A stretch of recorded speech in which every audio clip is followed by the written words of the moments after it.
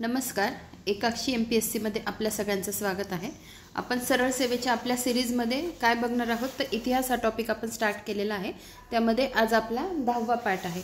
तर बघा, त्यासाठी सोर्स म्हणून मी काय वापरत आहे तर आदरणीय राजेश भराटे सरांचं हे पुस्तक आहे. आणि आपलं काय काय कंप्लीट झालेलं आहे ते मी तुम्हाला एकदा सांगते, म्हणजे तुम्हाला एक आयडिया येऊन जाईल. आणि दुसरी मी सांगते पुढे काय ते बघा. आपलं 2025च्या पोलीस भरतीमध्ये विचारलेले चालू घडामोडीचे प्रश्न झालेले आहेत. महाराष्ट्र जिल्हे व चालू घडामोडी हा कंप्लीट झालेला आहे. महाराष्ट्र भौगोलिक आणि संकीर्ण हे पण कंप्लीट झालेलं आहे. नंतर समाज सुधारक हा टॉपिक कंप्लीट झालेला आहे. ठीक आहे. आता आपल्याला कंप्लीट करायचं काय आहे तर बघा, आता हे 4 टॉपिक तर मेन कंप्लीट झालेले आहेत. आणि आपलं ऑनगोईंग काय आहे, म्हणजे संपण्याच्या मार्गात काय आहे किंवा स्टार्ट कोणतं केलं आहे तर बघा, इतिहास स्टार्ट केलेला आहे, ज्याच्यातला आपला 10वा पाठ चालू आहे. ठीक आहे आज. नंतर याच्यातला राज्यघटना, हे बघा, ग्राम प्रशासन आणि राज्यघटना याच्यातलं आपलं राज्यघटना कंप्लीट झालेलं आहे एकूण 8 भागांमध्ये. ठीक आहे, म्हणजे 1 2 3 4 5 टॉपिक याच्यातले कंप्लीट झालेले आहे. राज्यघटना कंप्लीट झालेला आहे.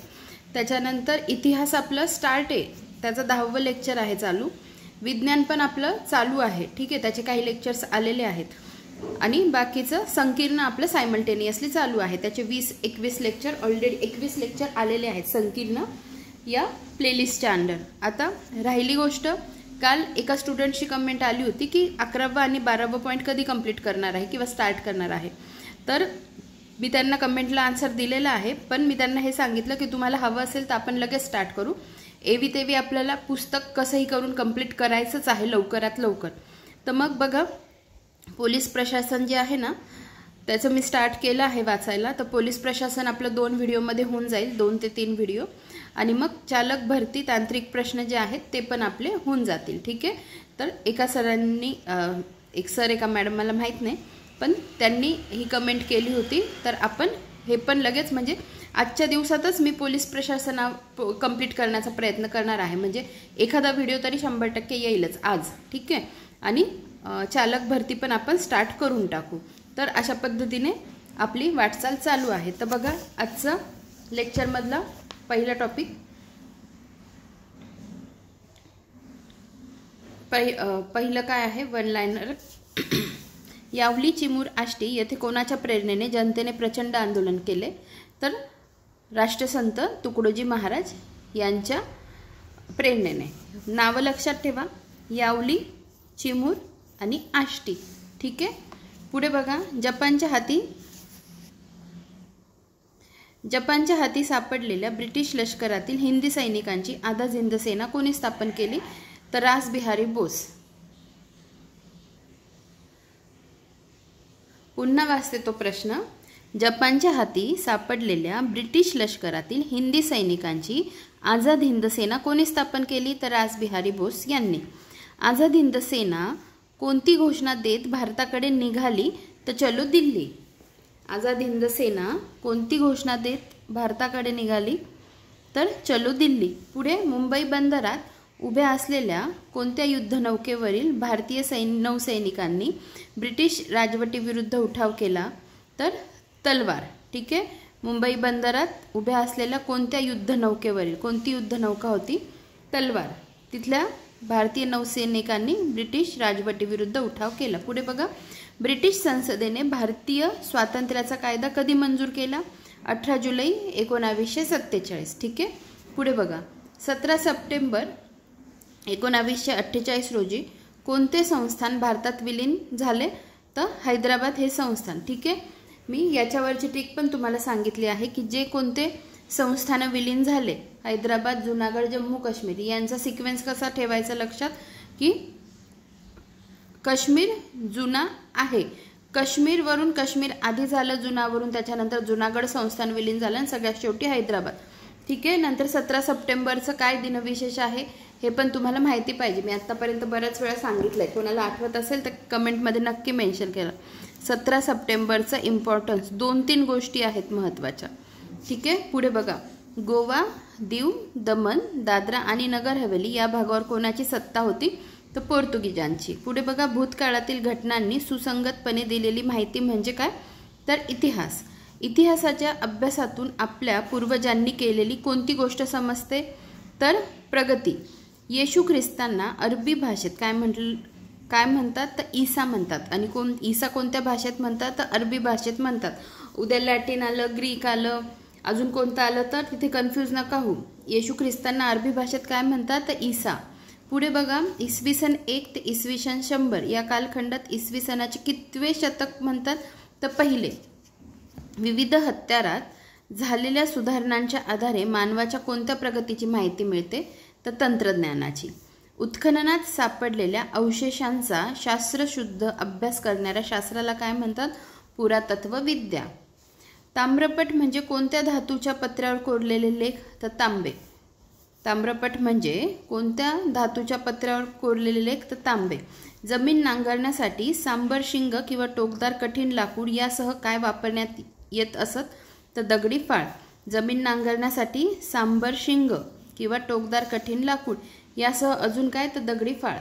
मानवाच्या प्रगतीला कशाच्या शोधामुळे वेग आला? तर चाकाच्या शोधामुळे. आफ्रिका खंडातील कोणत्या नदीच्या खोऱ्यात नागरी संस्कृती भरभराटीस आली? तर नाईल नदीच्या खोऱ्यात. ठीक आहे.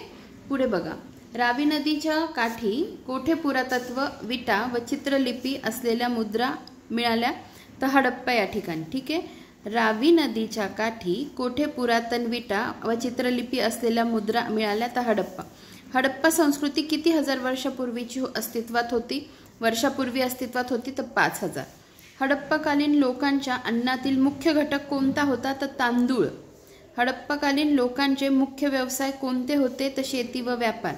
हडप्पाकालीन लोकांचे प्रमुख व्यवसाय कोणते होते? शेती व व्यापार. हडप्पाकालीन नगरातील रस्ते एकमेकांना कसे छेदत असत? तर काटकोनात. यजुर्वेद हा कशाविषयी माहिती देणारा ग्रंथ आहे? तर यज्ञाविषयी. यजुर्वेद यज्ञ. भारतीय संगीताचा पाया कोणत्या वेदास म्हणतात? सामवेदास. आपण लक्षात कसं ठेवा, आपण सारेगम पधनी सा पासून चालू होतो ना, मग तो सा आणि हा सामवेदाचा सा असं कोरिलेट करून लक्षात ठेवा. भारतीय संगीताचा पाया कोणत्या वेदास म्हणतात? सामवेदास. वैदिक काळातील लोकांचा प्रमुख व्यवसाय कोणता होता? शेती. पुढे बघा, वैदिक काळातील समाजाचे वैशिष्ट्य कोणते? पितृप्रधान. वैदिक काळात गळ्यातील कोणता दागिना लोकप्रिय होता? निष्क. आता समजा निष्क किंवा निष्क विचारलं तर काय आहे वैदिक काळातील? गळ्यातील दागिना. ठीक आहे. धर्माची तत्वे प्रकट करणाऱ्यास जैन धर्मास काय म्हणतात? तीर्थंकर. धर्माची तत्वे प्रकट करणाऱ्यास जैन धर्मास काय म्हणतात? तीर्थंकर. वर्धमान महावीर यांनी आपला उपदेश लोकांना कळावा म्हणून कोणत्या लोकभाषेचा उपयोग केला? तर अर्धमागधी. वर्धमान महावीर यांनी आपला उद्देश लोकांना कळावा म्हणून कोणत्या लोकभाषेचा उपयोग केला? तर अर्धमागधी. कसं लक्षात ठेवणार? वर्धमानमध्ये वर्ध आणि अर्धमागधीमध्ये अर्ध. म्हणजे इथे धवर रफार आहे, इथे पण धवर रफार आहे. वर्धमानमधील वर्ध आणि अर्धमागधीमधील अर्ध. याच्यावरून तुम्ही हा अर्धा रफारवरील धवरून तुम्ही वर्धमान महावीर यांनी उपदेश कोणत्या भाषेत केला? तर अर्धमागधी भाषेत. नंतर गौतम बुद्धांना या वृक्षाखाली दिव्य ज्ञान प्राप्त झाले, त्या वृक्षास काय म्हणतात? तर बोधिवृक्ष. गौतम बुद्धांनी आपला उपदेश सर्वांपर्यंत पोहोचावा यासाठी कोणत्या भाषेचा वापर केला? तर पाली. ठीक आहे. आता कसं करा, गौतम बुद्धांच्या नावाचा गौतमचा गौ घ्या आणि पालीचा गौपाली किंवा गौपाल किंवा गोपाळ असं कोरिलेट करा म्हणते फक्त मी. ठीक आहे. गौपाली किंवा अशा पद्धतीने. ठीक आहे. गौतमचा म्हणजे गौतम बुद्धांचा गौ आणि हे पाली असं करून लक्षात ठेवा. किंवा मग हे जर लक्षात राहिलं वर्धमान महावीर यांनी उपदेश अर्धमागधी भाषेत केला, तर मग त्याच्या उलट आपल्याला गौतम बुद्धांनी त्यांचा उपदेश कोणत्या भाषेत केला? पाली भाषेत केला असं. किंवा गोपाळ आपण म्हणतो, गौपाल किंवा गोपाळ. त्याच्यावरून पण गो वरून गौतम आणि पाळ वरून पाली भाषा असंही लक्षात ठेवू शकतो. महाजन पदांमध्ये ज्येष्ठ व जबाबदार नागरिकांच्या समूहास काय म्हणून ओळखले जाते? तर गणपरिषद. अजातशत्रू याने गौतम बुद्ध धर्माची पहिली परिषद कोठे भरवली? तर राजगृह येते. हे महत्त्वाचं आहे कारण ज्या काही 3 परिषदा झाल्या होत्या या तर त्यांचं ठिकाण कोणतं होतं, राजाश्रय कोणी दिला होता, अध्यक्ष कोण होते, त्या कधी कधी झाल्या, त्याच्यात काय काय लिहिलं गेलं, ह्या सगळ्या गोष्टी महत्त्वाच्या आहेत. ठीक आहे. अजातशत्रू याने गौतम बुद्ध धर्माची पहिली परिषद, ठीक आहे, अजातशत्रू आणि पहिली परिषद कोठे भरवली तर राजगृह. वैशिष्ट्यपूर्ण नाणी तयार करण्याची कल्पना भारतीयांनी कोणापासून घेतली तर ग्रीक. सेल्युकस निकेटर याने चंद्रगुप्ताच्या दरबारी पाठविलेल्या राजदूताचे नाव काय तर मॅगॅस्थेनिस. ठीक आहे. मॅगॅस्थेनिस कोण तर सेल्युकस निकेटर जो होता याने चंद्रगुप्ताच्या दरबारी पाठविलेल्या राजदूताचं नाव, म्हणजे कोणाला पाठवलं होतं मॅगॅस्थेनिसला. कोणी पाठवलं होतं सेल्युकस निकेटरने. कुठे पाठवलं होतं चंद्रगुप्ताच्या दरबारी. त्यामुळे ह्या सगळ्या गोष्टी मॅगॅस्थेनिस, सेल्युकस निकेटर, चंद्रगुप्त ह्या सगळ्या गोष्टी नीट लक्षात ठेवा. मौर्य साम्राज्याचा संस्थापक कोण होता तर चंद्रगुप्त. मौर्य साम्राज्याचा संस्थापक कोण होता चंद्रगुप्त. सम्राट अशोकाने धर्म महासभा कोठे भरवली पाटलीपुत्र. आणि मिनॅंडर या राजाचा उल्लेख भारतीय ग्रंथात काय म्हणून केला आहे तर मिलिंद पन्नू आपण म्हणतो ना, तर मिनॅंडर या राजाचा उल्लेख भारतीय ग्रंथात काय म्हणून केला आहे तर मिलिंद म्हणून. ठीक आहे. ह्या ज्या शेवटच्या अजून गोष्टी होत्या, अजातशत्रू, पहिली परिषद, राजगृह, नंतर सेल्युकस निकेटर, चंद्रगुप्त, मॅगॅस्थेनिस, मिनॅंडर राजाचा उल्लेख मिलिंद म्हणून, ह्या गोष्टी जरा महत्त्वाच्या आहेत. सगळं नीट लक्षात ठेवा. ठीक आहे. जसं मी तुम्हाला म्हटली होती, मी फ्रिक्वेन्सी वाढवणार आहे, लेक्चर्स जास्त आणणार आहे, कारण तुमचा सिलेबस कंप्लीट करून घ्यायचा आहे. तर त्यानुसार तुम्ही पण सिरियस व्हा आणि ह्या सगळ्या गोष्टी फटाफट बघा. ठीक आहे. आपण लवकरच भेटूया पुढच्या व्हिडिओमध्ये. धन्यवाद.